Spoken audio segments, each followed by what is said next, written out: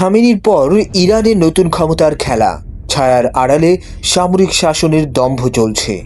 ইরানের রাজনীতিতে যেন নীরব এক ভূমিকম্প।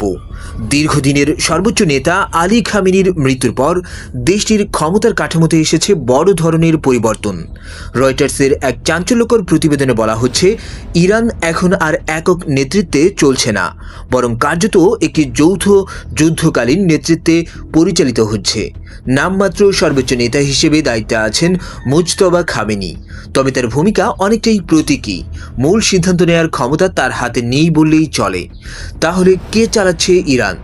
প্রতিবেদনে বলা হয়েছে, দেশটির প্রকৃত ক্ষমতা এখন কেন্দ্রীভূত হয়েছে Islamic revolutionary guard corps IRGC এবং সুপ্রিম ন্যাশনাল সিকিউরিটি কাউন্সিলের হাতে। এই সামরিক নিরাপত্তা জোটই এখন ঠিক করছে যুদ্ধ কৌশল, নিরাপত্তা নীতি, এমনকি পররাষ্ট্র সম্পর্কও।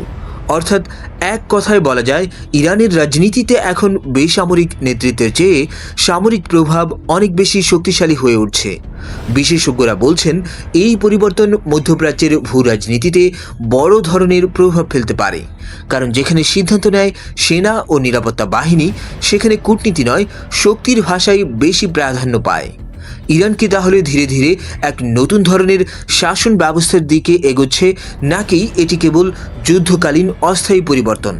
এই প্রশ্নগুলোর উত্তরই এখন খুঁজছে পুরো বিশ্ব।